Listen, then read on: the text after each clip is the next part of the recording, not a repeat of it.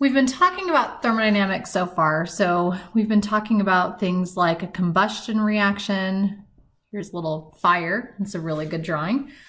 We've been talking about combustion reactions where you have some source of fuel, like a hydrocarbon in the presence of oxygen. Or we've been talking about a lot of different types of chemical reactions. And we've been talking about, so far we've been talking about energy, and we've been talking about heat. And we've been talking about the changes in energy and the changes in heat for a given chemical reaction. So what we want to talk about now is predicting spontaneity. So we need to define what that is. A spontaneous change is one that occurs without a continuous input of energy from outside the system. The easiest example to think about is if you have a ball and you are pushing this ball to the top of that hill. Once it gets to the top of that hill, for the ball to go down the hill, it's spontaneous. You don't have to continually be pushing that ball down the hill because it's going to spontaneously go down the hill. We could have a similar example where we just have an uphill climb. So same thing, we're pushing the ball up the hill, but we're going to have to keep pushing it up the whole way. So this is an example of a non-spontaneous process. So you can think about chemical reactions a lot like this classical example. If we have a situation where the overall system can go to a lower potential energy, it's going to be spontaneous. But if the system ends at a higher potential energy, it's going to be non-spontaneous. And so if you have a reaction that's spontaneous in this direction, it's going to be non-spontaneous in the reverse direction. Or ending at a higher potential energy than where you started, that's going to be a non-spontaneous reaction. If you're ending at a lower potential energy, that will be a spontaneous reaction. Okay, and previously we talked about the first law of thermodynamics. So the first law of thermodynamics simply is put in this very first statement that energy is conserved. Another way that you could write this is that delta E of the universe is equal to 0, which is what we have written right down here. So that means that energy cannot be created or destroyed, but it's transferred in the form of heat and work. And this is why we use this equation back in Gen Chem 1. So the law of conservation of energy applies to all changes, but we can't use the first law of thermodynamics to predict the spontaneity of a change. So we need to look to other laws of thermodynamics to help us be able to predict spontaneity.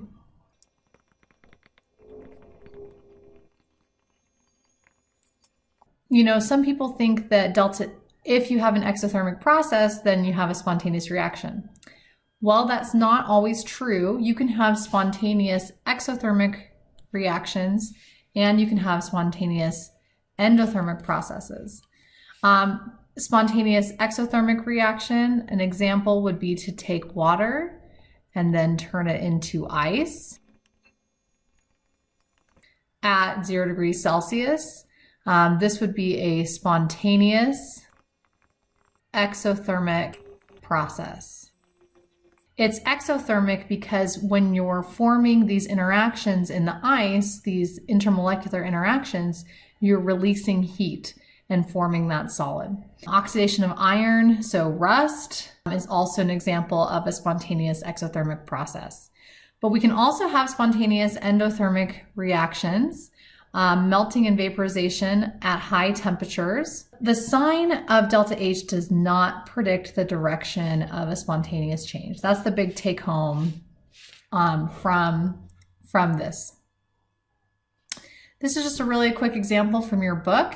Barium hydroxide and ammonium nitrate dissolving in water to form aqueous barium, aqueous nitrate, aqueous ammonia, and water.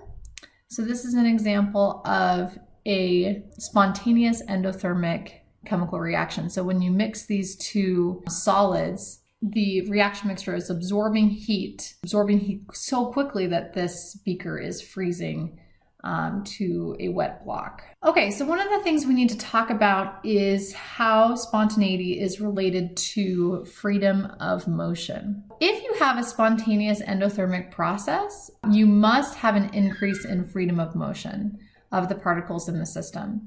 So a solid going to a liquid, or a liquid going to a gas, or a crystalline solid going to a liquid, or going into ions in a solution. So you basically have to go from some form of less freedom of particle motion to more freedom of particle motion. So in this previous example, you're going from solids to now aqueous ions in a liquid. So you're increasing that freedom of motion. The key factor for affecting the direction of a spontaneous process is the freedom of motion of particles.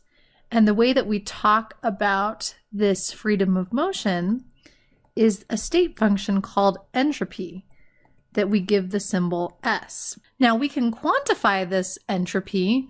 One of the ways that we talk about it qualitatively is disorder.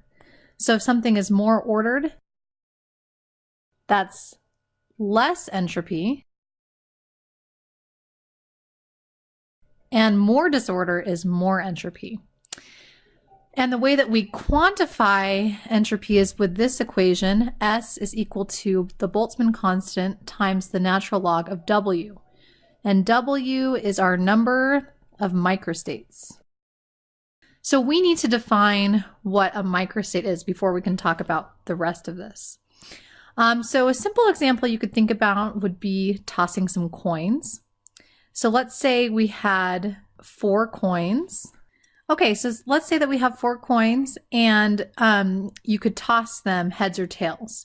And so the macrostates describe how many heads and tails there are. So for example, one macrostate would be 4 heads. And the microstates are the different ways of achieving that macrostate. So the microstate for achieving 4 heads is just one microstate. But let's say you have 2 heads and 2 tails. Well, we could do heads, heads, tails, tails. We could do heads, tails, heads, tails. We could do tails, heads, heads, tails, so on and so forth. So in that case, you have 6 possible microstates. So what we see is we have more microstates for the 2 heads, 2 tails than we do for the 4 heads.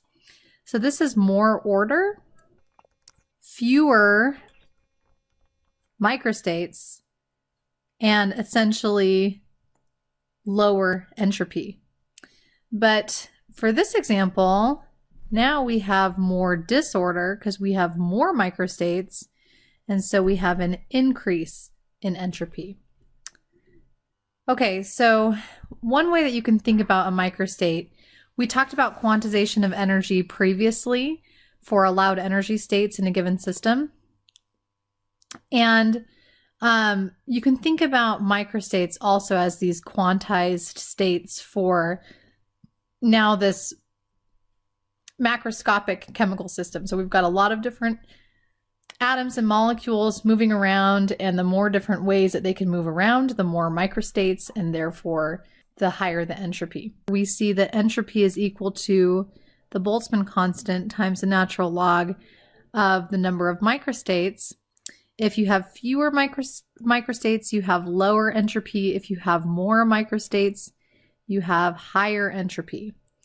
And so something that's really important is if we have an endothermic process, then we have a situation where we have to have an increase in entropy for the reaction to be spontaneous. Entropy, like enthalpy, is a state function. So if you don't remember what state functions are, make sure that you review that. But basically it just means that entropy is also independent of the path between the final and initial states. This is just an example of changes in microstates. So if you have 1 mole of gas on one side of this glass apparatus versus opening up that stopcock and allowing the gas to fill, the gas will spontaneously fill into that evacuated portion of the flask. And that's because when you increase the volume, that increases the number of translational energy levels. So translational energy levels just means that it increases the number of ways that those atoms can move around. And that increases the entropy. So that's going to be a spontaneous process. If you have one atom and you have your stopcock closed, the only microstate you can have is just that atom on the left-hand side. If you open the stopcock, it can be on either side. So that's increasing the number of entropy, but then it's really dramatic if you have 3 atoms. With 3 atoms, if the stopcock is closed, you only have 1 microstate. They have to be on the left-hand side. But if you open up that stopcock, now you can have 2 to the 3rd different microstates. So that now you're going to have 8 microstates versus 1. So your entropy is increasing when your volume is increasing. And so if you extrapolated that to a mole of atoms, you would have a lot more microstates. In fact, your microstates would be 2 to the n, where n is the number of particles. If we want to calculate our change in entropy, one way that we can do it is if we have a reversible process, which just means that we have really small infinitesimal changes so that the system's remaining at equilibrium throughout the whole process, and that the direction of the reaction can be reversed one way or the other. So if we have a reversible process, then we can calculate our entropy using this equation, that the entropy of the system is equal to the heat associated with that reversible process divided by temperature.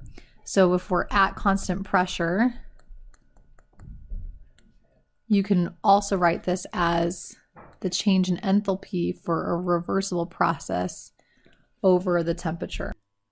Okay, so we need to talk about the second law of thermodynamics. So the sign of entropy for a reaction does not by itself predict the direction of a spontaneous reaction, because we're only looking at the system, right? There's the system, and the surroundings are what we have to consider to be able to make predictions about spontaneity of a reaction. This is the second law of thermodynamics, that all processes occur spontaneously in the direction that increases the entropy of the universe.